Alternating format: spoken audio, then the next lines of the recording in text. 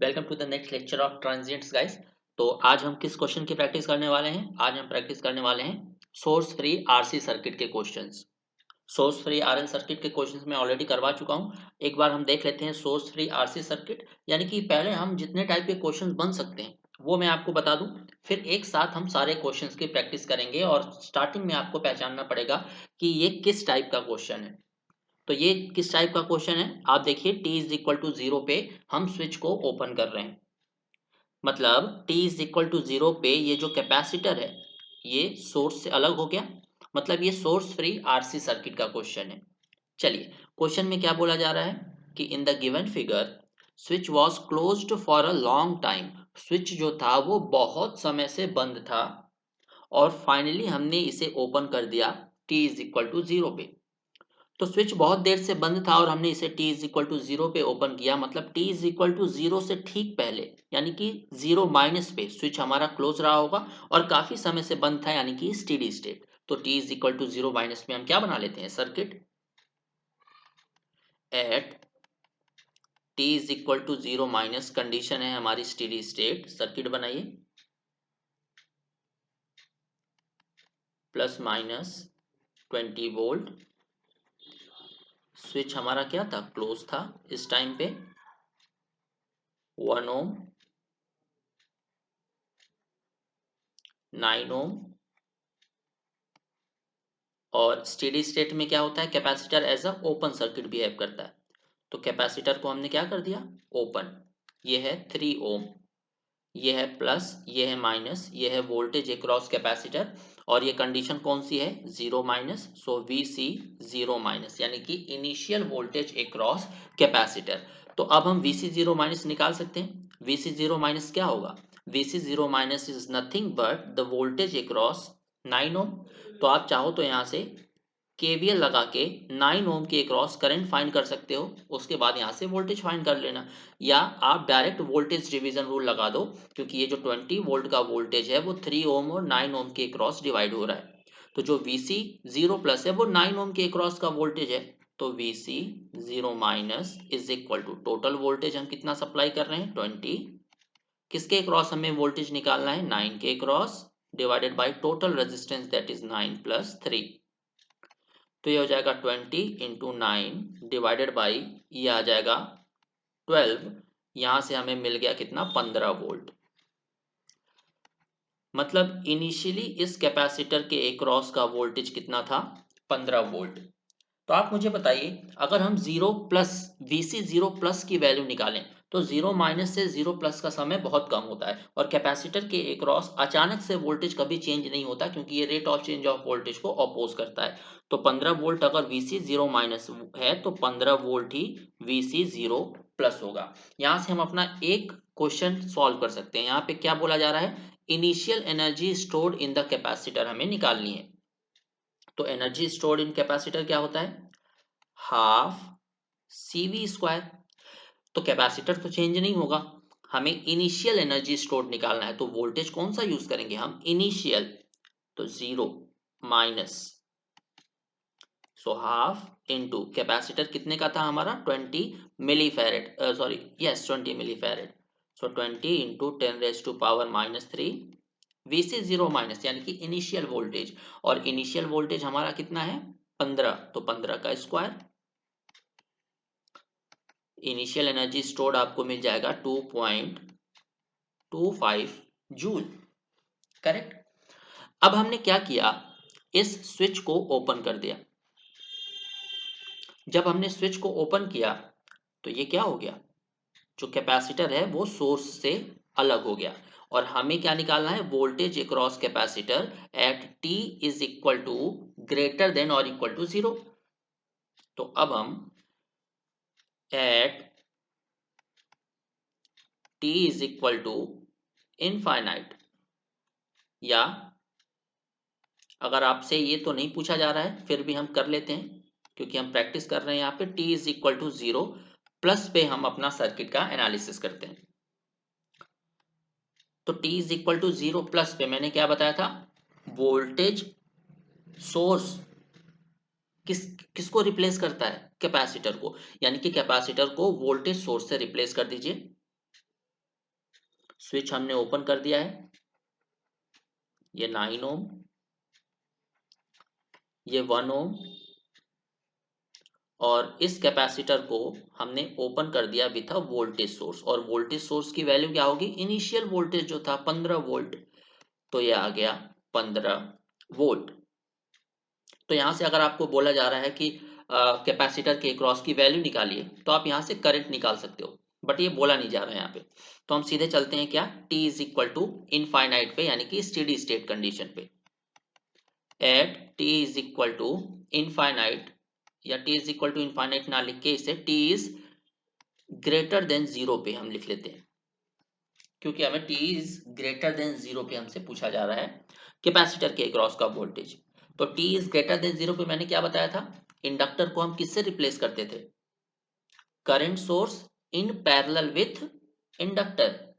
अब t is greater than zero पे हम कैपेसिटर के साथ कैसा बिहेव करेंगे, capacitor in series with voltage source. ये प्रोसेस याद रखिए, आप सारे क्वेश्चन कर सकते हो इससे।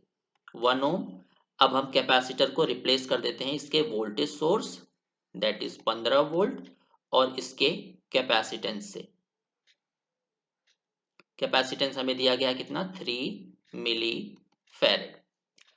तो हमें क्या निकालना है, voltage across capacitor, correct, at time t is greater than zero. तो फॉर्मूला मैंने क्या बताया था, v not e to the power minus T by tau.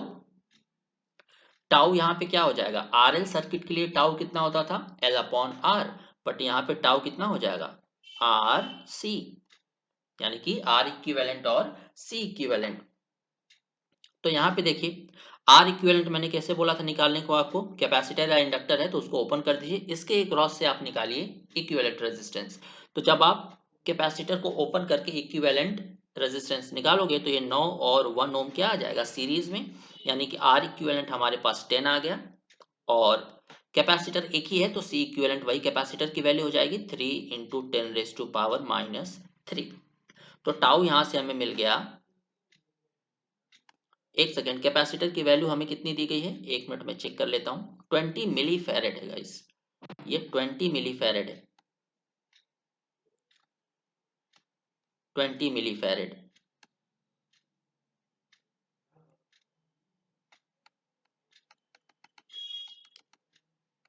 तो ये हो जाएगा 20 into 10 raise to power minus 3। तो टाउ की वैल्यू आ गई हमारे पास 0.2 सेकेंड, सही है।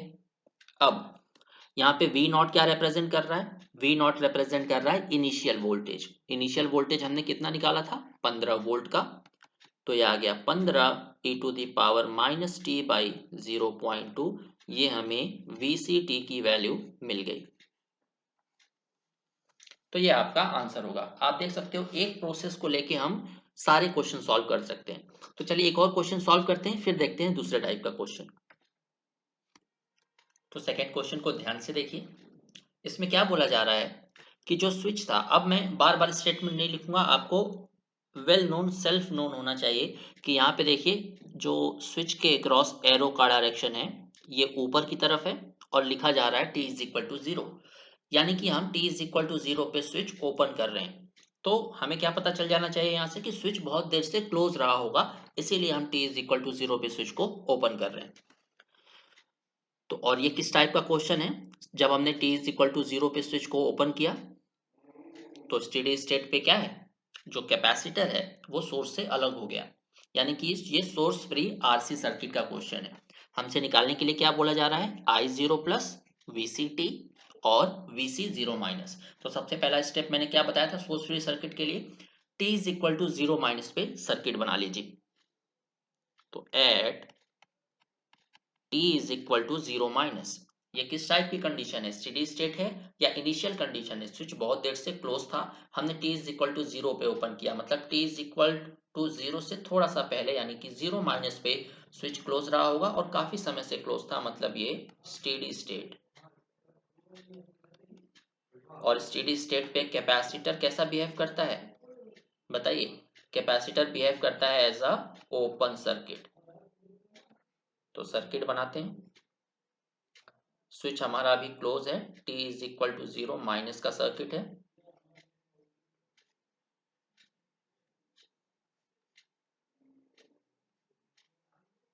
कैपेसिटर हमारा ओपन है इस समय। वोल्टेज हमारा है 50 वोल्ट, ये है 500 ओम, ये है 1000 ओम, ये है 2 किलो ओम। यहाँ से करंट जा रही है I, यहाँ से वोल्टेज है VC। तो ये कौन सी कंडीशन के लिए सर्किट हमने बनाया है? जीरो माइनस के लिए। तो ये हो जाएगा VC zero minus, I zero minus. तो यहाँ से हम VC जीरो माइनस निकाल सकते हैं। यहाँ पे करंट कितनी जा रही है? जीरो, मतलब पूरी की पूरी करंट इस 2 किलो ओम से होके जाएगी। तो यहाँ से हम 2 किलो ओम के अक्रॉस ड्रॉप निकाल सकते हैं, वोल्टेज डिवीजन रूल। या डायरेक्टली आप क्या कर सकते हो? आप डायरेक्टली केवीएल लगा सकते हो। तो हम पिछला वाला क्वेश्चन हमने वोल्टेज डिवीजन रूल से सॉल्व किया था, तो इसको सॉल्व कर लेते हैं केवीएल से। यहाँ मान लेते हैं टोटल करंट आई जा रही है, तो आई क्या हो जाएगा? Total voltage 50 divided by total resistance 500 plus 2K यानी 2000। तो यहाँ पे हमें करंट की वैल्यू कितनी मिल गई? 50 डिवाइडेड बाई 2500 एम्पियर, मतलब ये करंट यहाँ से भी जाएगी। तो VC जीरो माइनस हम क्या लिख सकते हैं? VC zero minus is equal to 2000 into current. Current कितनी है? 50 अपॉन 2500। तो ये दो जीरो से दो जीरो कैंसिल आउट हो गया, 25 ये गया 2 टाइम्स, हमें मिला 40 वोल्ट। सो VC जीरो माइनस हमने कितना निकाल लिया?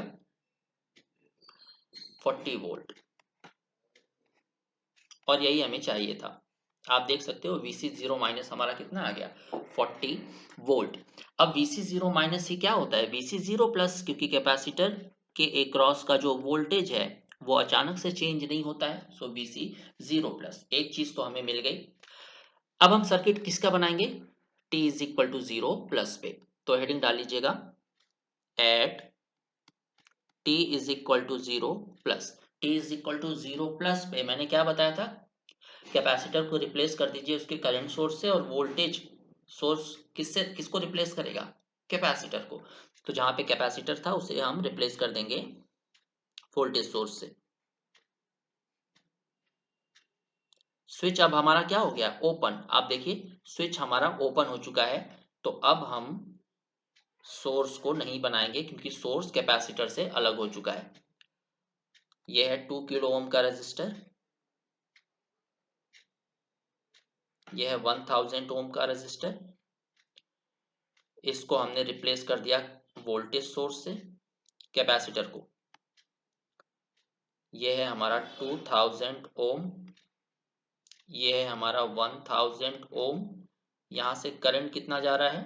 करंट जा रहा है I। इनिशियल वोल्टेज था ऊपर, हमने निकाला है 40 वोल्ट, तो ये हो जाएगा 40 वोल्ट। हमें क्या निकालना है? सबसे पहले देखिए हम ये सर्किट किस पे बना रहे हैं? T is equal to zero plus पे। तो क्या हमें फाइंड करना है यहाँ पे I? तो I हो जाएगा जीरो प्लस। तो I जीरो प्लस की वैल्यू निकाल लीजिए।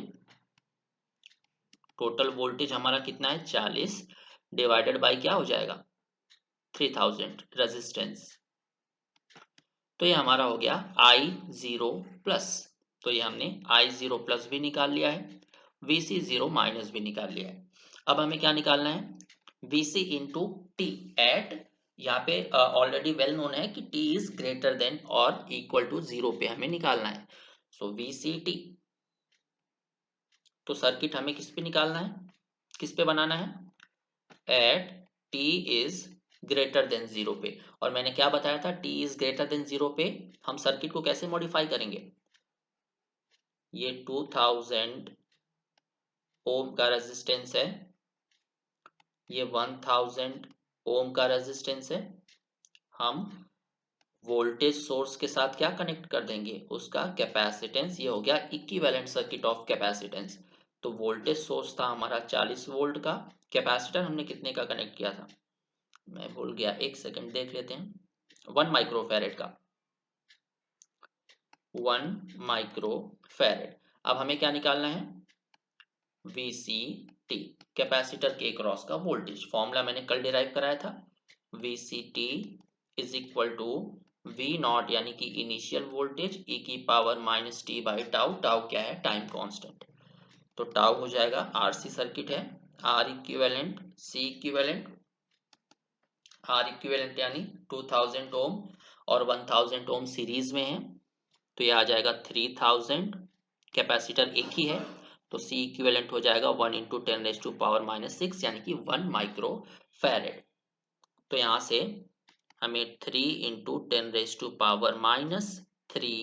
सेकेंड मिल गया टाउ। करेक्ट। अब एक चीज मुझे बताइए, वी नॉट क्या होगा? हमेशा जो वी नॉट है वो क्या रिप्रेजेंट करता है? Initial voltage. इनिशियल वोल्टेज हमने ऑलरेडी निकाला था, T is equal to 0 minus पे 40 वोल्ट। तो हमें वी सी टी की वैल्यू मिल गई 40 e to the power minus T by tau हमने निकाला 3 इंटू 10⁻⁻3। तो ये हो गया हमारा वी सी टी जो हमें निकालना था। तो आप देख सकते हो कितना आसान क्वेश्चन आता है। हम ट्रांजिएंट सभी हाई लेवल के भी क्वेश्चन करेंगे, पहले एक बार सारे उस टाइप के क्वेश्चंस देख लेते हैं जो आपको आते हैं एग्जाम में।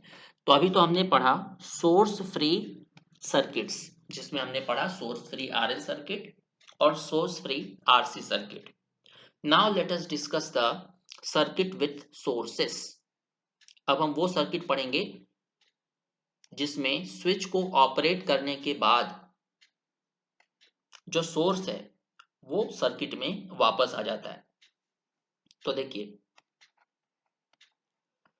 नाउ लेट अस, हेडिंग डाल लीजिएगा,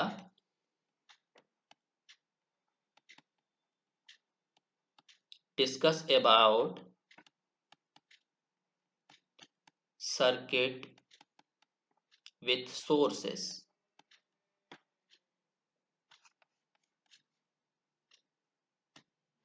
तो इस सर्किट को ध्यान से देखिए, मजा आ जाएगा सर्किट को देख के। देखिए पहले वाले क्वेश्चंस में क्या हो रहा था, जिसमें हम सोर्स फ्री सर्किट पढ़ रहे थे, जब भी स्विच को हम ओपन कर रहे थे जो सोर्स था वो हमारे सर्किट से अलग हो रहा था। बट यहां पे देखिए एरो नीचे की तरफ है, तो हम स्विच को क्लोज कर रहे हैं t इज इक्वल टू 0 पे। तो जैसे ही हम t इज इक्वल टू 0 पे स्विच को क्लोज कर रहे हैं, ये जो 10 एम्पियर का सोर्स है, करंट सोर्स, ये हमारे सर्किट में वापस ऐड हो रहा है। तो इसे बोलते हैं सर्किट विथ सोर्सेस। अब इसके क्वेश्चन में कुछ भी नहीं करना है, वही कॉन्सेप्ट लगना है जो मैंने आपको बताया है। क्वेश्चन को ध्यान से पढ़िए, क्या बोला जा रहा है? Find I1 and I2 at steady state. Steady state की कंडीशन में आपको I1 और I2 की वैल्यू फाइंड करना है। तो मैंने आपको बताया है एट स्टेडी स्टेट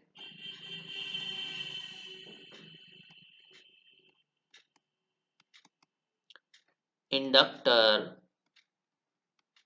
इंडक्टर कैसा बिहेव करता है? Short circuit.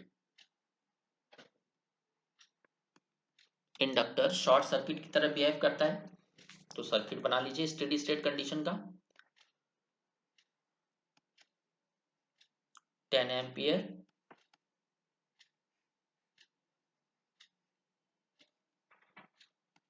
10 ओम। अब जो स्विच है वो क्लोज हो गया, राइट। इंडक्टर 6 हेनरी इंडक्टर को हमने शॉर्ट कर दिया, 3 हेनरी इंडक्टर को हमने शॉर्ट कर दिया। यहां से करंट जा रही है I1, यहां से करंट जा रही है I2। अब मुझे बताइएगा, क्या ये 10 ओम का रेजिस्टेंस रिमूव नहीं हो जाएगा? क्योंकि इसको शॉर्ट कर दिया है किसने? इस I1 करंट वाली ब्रांच ने। क्योंकि ये ब्रांच शॉर्ट हो चुकी है, तो पूरी की पूरी करंट यहां से जो आ रही है करंट, वो शॉर्टेड पाथ को फॉलो करती है, ना कि किसी रेजिस्टेंस वाले पाथ को। क्योंकि current always follow low resistance path. तो 10 ओम का रेजिस्टेंस हम क्या कर सकते हैं? रिमूव कर सकते हैं, क्योंकि उसका कोई काम नहीं है, वो शॉर्ट हो चुका है। तो 10 ओम रेजिस्टेंस को हमने रिमूव कर दिया। अब ध्यान दीजिए, ये जो 10 एम्पियर की करंट है, वो यहाँ तक पहुँचती है, इसको दो पाथ दिख रहे हैं, एक I1 वाला, एक I2 वाला, तो दोनों तो पाथ सेम है, तो करंट कैसे डिसाइड करेगी कि किस पाथ से फ्लो होके जाना है? तो यहाँ पे आपको क्या लगाना पड़ेगा, current division rule across inductor. I1 वाली ब्रांच में कितने हेनरी का इंडक्टर लगा है, 6 हेनरी का। I2 वाली ब्रांच में कितने हेनरी का इंडक्टर लगा है, 3 हेनरी का। तो यहाँ पे आप क्या लगा दोगे, current division rule. I1 is equal to, total current कितना आ रहा है, 10 एम्पियर का। हमें किस इंडक्टर के क्रॉस करंट निकालनी है, I1 किसके क्रॉस है, 6 हेनरी। तो हम क्या उल्टा मल्टीप्लाई करेंगे 3 हेनरी का। वोल्टेज डिवीजन रूल देखिए जो हमने किया हुआ है इससे पहले, टोटल इंडक्टेंस 3 प्लस 6, तो ये आ गया 30 डिवाइडेड बाई 9 एम्पियर। तो I1 की वैल्यू कितनी आ जाएगी, 30 डिवाइडेड बाई 9 एम्पियर। तो इस करंट को हम I1 इनफाइनाइट लिख दें तो ज़्यादा अच्छा रहेगा, क्योंकि ये स्टेडी स्टेट कंडीशन का सर्किट डायग्राम है। तो I infinite, I2 infinite. Similarly हम I2 इनफाइनाइट की वैल्यू निकाल सकते हैं। टोटल करंट कितनी आ रही है, 10, किसके क्रॉस निकालना है, 3 का, तो उल्टा हमें 6 मल्टीप्लाई करना पड़ेगा, डिवाइडेड बाई 3 प्लस 6, तो यह आ जाएगा 60 डिवाइडेड बाई 9 एम्पियर। तो ये दोनों आपका हो जाएगा क्या, आंसर। सही है। अब एक बहुत ही मस्त क्वेश्चन सॉल्व करने वाले हैं, देखिएगा। नेक्स्ट क्वेश्चन देखते हैं, इसी विथ सोर्स वाला क्वेश्चन है ये। इस क्वेश्चन को ध्यान से देखिए। यहाँ पे क्या बोला जा रहा है, find steady state voltage across capacitors. तो हमारे पास तीन कैपेसिटर्स हैं, 2 फैरेड, 4 फैरेड और 6 फैरेड के।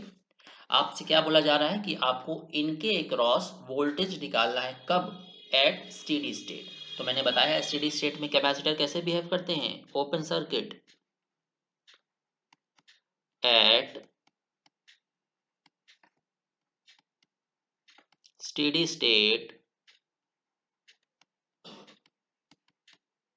कैपेसिटर बिहेव करते हैं कैसे, ओपन सर्किट। तो स्टेडी स्टेट का सर्किट डायग्राम बनाते हैं। कोई स्विच नहीं दिख रहा, मतलब सब कुछ वैसा का वैसा रहेगा, बस कैपेसिटर क्या हो जाएगा, ओपन।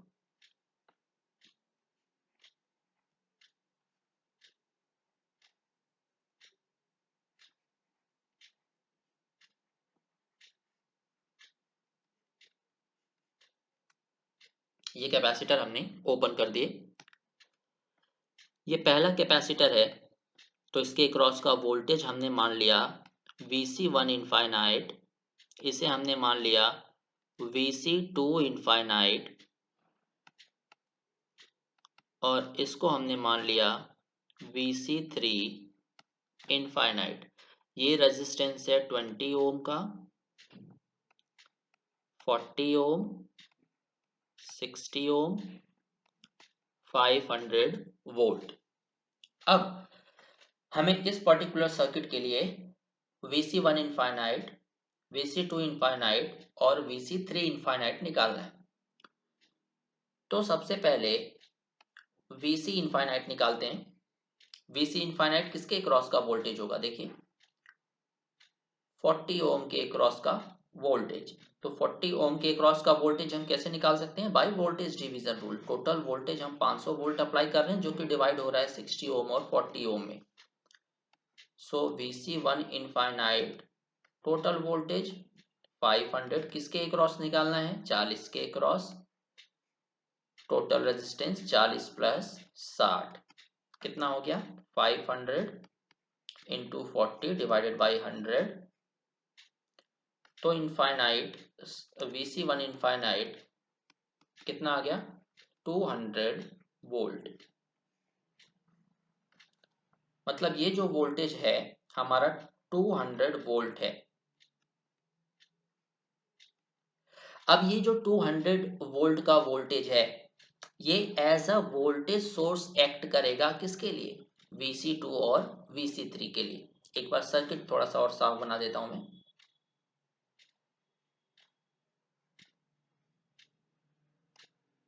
तो यहाँ का वोल्टेज हमें कितना मिल गया है, 200 वोल्ट। तो अब ये 200 वोल्ट कहाँ कहाँ डिवाइड होगा, Vc2 में और Vc3 में। तो Vc2 कैसे निकालेंगे हम,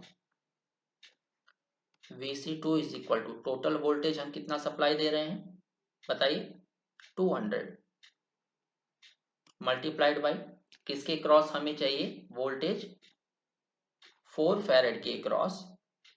तो हमें किसका मल्टीप्लाई करना पड़ेगा उल्टा, 6 फैरेड का, दूसरे वाले कैपेसिटर का 6 divided by total. So 6 plus 4 कितना मिल गया, 200 into 6 divided by 10। So Vc2 हमें मिल गया 120 वोल्ट। तो टोटल हम 120 वोल्ट अप्लाई कर रहे थे, ये C3 इनफाइनाइट आप डायरेक्ट निकाल सकते हो। टोटल यहाँ से 200 वोल्ट गया, जिसमें से 120 वोल्ट यहाँ पे ड्रॉप हो गया, तो बचा कितना 80 वोल्ट, तो 80 वोल्ट यहाँ पे ड्रॉप हो जाएगा। सो Vc इसको इनफाइनाइट लगा लीजिएगा, Vc3 इनफाइनाइट कितना हो जाएगा 80 वोल्ट। तो ये सारे क्वेश्चंस हमने कर लिए। अब चलिए हम देखते हैं, अभी तक तो हमने सिर्फ ऐसे सर्किट देखे थे जिसमें कोई एक एनर्जी स्टोरिंग एलिमेंट था, या तो कैपेसिटर था या इंडक्टर था। अब मैं एक सर्किट आपको और बता देता हूं जो क्वेश्चंस में पूछा जाता है, that is second order circuit, जिसमें इंडक्टर और कैपेसिटर दोनों इंक्लूडेड होंगे। तो चलिए देखते हैं उस क्वेश्चन को कैसे सॉल्व करना है। तो उससे पहले एक और तरह का क्वेश्चन है जो बहुत इंपॉर्टेंट है, वो देख लेते हैं, उसके बाद लास्ट हमारा बचेगा जब हमारे पास दो एलिमेंट होंगे। तो इस टाइप के क्वेश्चन में आपको क्या पूछा जा सकता है, आपको पूछा जा सकता है response at any time. Response यानी कि क्या, वोल्टेज निकालिए या करंट निकालिए, किसी भी एक टाइम पे। आपको परफेक्ट टाइम नहीं दिया गया होगा, आपको दिया गया होगा 0 से इनफाइनाइट के बीच का कोई भी टाइम ले लीजिए, और उसमें आपको रिस्पांस निकालने के लिए बोला जा रहा हो। तो आप इसमें डायरेक्ट हमारा जो स्टैंडर्ड फॉर्मूला है वो लगा सकते हो, कुछ भी डिराइव करने की जरूरत नहीं है। रिस्पांस, या डायरेक्ट अगर हम करंट निकालने के लिए बोला जाए तो आई टी की वैल्यू आप क्या लिख सकते हो, final value that is I infinite plus initial value I zero minus final value I infinite e to the power minus T by tau. हम डायरेक्ट ये फॉर्मूला लगा सकते हैं, राइट। ये डायरेक्ट फॉर्मूला आप इससे पहले वाले क्वेश्चंस में भी लगा सकते थे। कैसे, वहां पे अगर आप कैलकुलेट करते सर्किट को तो आई इनफाइनाइट यानी कि फाइनल वैल्यू पे कोई भी सोर्स कनेक्ट नहीं था। पहले वाले सर्किट क्या थे, source free circuit. Source free circuit यानी कि t इज इक्वल टू 0 पे हमने स्विच को ओपन कर दिया तो सोर्स अलग हो गया। तो जब सोर्स अलग हो गया तो सोर्स की वजह से तो कोई करंट या वोल्टेज नहीं होगा, तो आई इनफाइनाइट या वी इनफाइनाइट क्या हो जाता उस केस में, जीरो। तो हमें क्या मिलता, आई नॉट यानी कि initial value e to the power minus T by tau, same वही वैल्यू मिल जाती। तो कोई दिक्कत नहीं है, आप डायरेक्ट ये फॉर्मूला लगाइए इसमें, और उसमें भी आप यही लगा सकते हो, आपको आंसर सेम मिलेगा। अगर आपको VT निकाला जाए, पूछा जाए, तो आप क्या बोलोगे, final voltage V infinite plus V0 minus V infinite e to the power minus T by tau, correct. तो आप दोनों में यही फॉर्मूला लगा सकते हो, सेम आंसर आएगा। बट जहां पे इसका यूज होगा वहां हम फॉर्मूला अगर ये लगाते हैं तो हमारा टाइम बच सकता है। इसीलिए मैंने आपको 3 पार्ट में डिवाइड करके बताया था क्वेश्चंस के टाइप, ताकि आप डायरेक्ट फॉर्मूला लगा पाओ और आपका टाइम बचे। चलिए देखते हैं इसमें किस तरह के क्वेश्चंस हमसे पूछे जाते हैं। चलिए हम नेक्स्ट क्वेश्चन सॉल्व करते हैं। इस पर्टिकुलर क्वेश्चन में आपसे बोला जा रहा है कि IC एट टी और VC एट टी निकालिए, और टी क्या होना चाहिए, 0 से बड़ा। यहाँ पे अगर आप सोर्स देख रहे हो तो यहाँ पे हमारे पास क्या लगा है, unit step voltage. Unit step voltage, unit step voltage का जो, या यूनिट स्टेप सिग्नल है, वो कुछ इस तरह से बनता है। इसका मतलब क्या है, ये 40 वोल्ट का दिया गया है magnitude unit step signal UT का। मतलब at t is greater than 0 हमारा वोल्टेज कितना है 40 वोल्ट। अगर हम 0 से पहले की बात करें t इज लेस देन 0 तो हमारा वोल्टेज क्या है 0। Voltage source is not available at t is less than 0। तो इनिशियल Vc 0 प्लस अगर हम निकालें तो हमारा तो सोर्स प्रेजेंट ही नहीं है, क्योंकि हमारा जो सोर्स है वो कहां से अप्लाई होना चालू हो रहा है 0 से आगे, क्योंकि ये एक यूनिट स्टेप सिग्नल है। तो 0 से पहले यानी कि Vc 0 माइनस कितना रहा होगा 0, क्योंकि कोई एनर्जी स्टोर नहीं रही होगी उस टाइम पे, क्योंकि सोर्स कनेक्टेड ही नहीं था। तो कैपेसिटर चार्ज नहीं हुआ होगा, जिसकी वजह से उसके क्रॉस वोल्टेज हो जाएगा 0, यानी कि इनिशियल वोल्टेज हो जाएगा 0। इनिशियली कोई भी वोल्टेज चार्ज नहीं होगा। बट हमने सोर्स कहां से अप्लाई किया है t इज इक्वल टू 0 पे, क्योंकि ये एक यूनिट स्टेप फंक्शन है। तो t is equal to infinite पे तो हम निकाल ही सकते हैं। At t is equal to infinite कौन सी कंडीशन होती है स्टेडी स्टेट, और हमारा जो वोल्टेज सोर्स है वो भी कहां से कहां तक प्रेजेंट है 0 से इनफाइनाइट तक। 0 से पहले तो वोल्टेज सोर्स नहीं था, तो इनिशियल वोल्टेज ऑफ कैपेसिटर हो जाएगा 0। अब हम फाइनल वोल्टेज ऑफ कैपेसिटर निकाल सकते हैं। t is equal to infinite यानी कि स्टेडी स्टेट कंडीशन, और स्टेडी स्टेट में हमेशा कैपेसिटर कैसे रिप्लेस किया जाता है ओपन सर्किट। और t इज इक्वल टू 0 पे जो वोल्टेज सोर्स है उसकी वैल्यू कितनी है 40 वोल्ट, क्योंकि हमारा सिग्नल सिर्फ 0 से इनफाइनाइट तक प्रेजेंट है।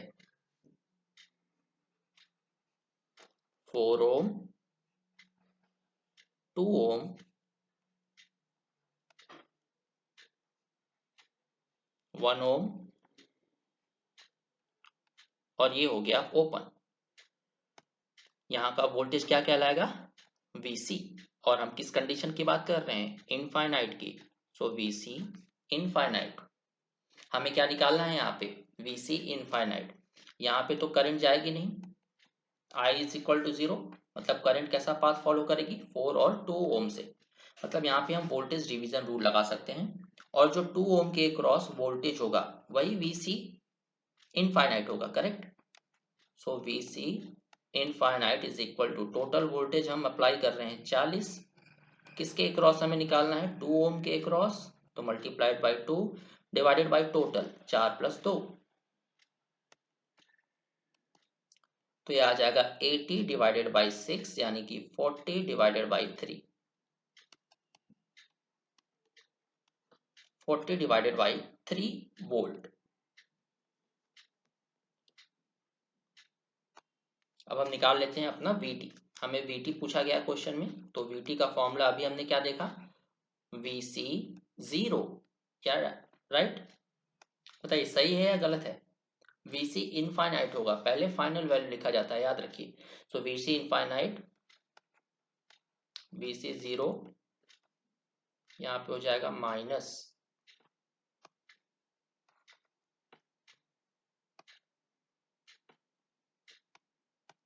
1 second minus Vc infinite e to the power minus t by tau.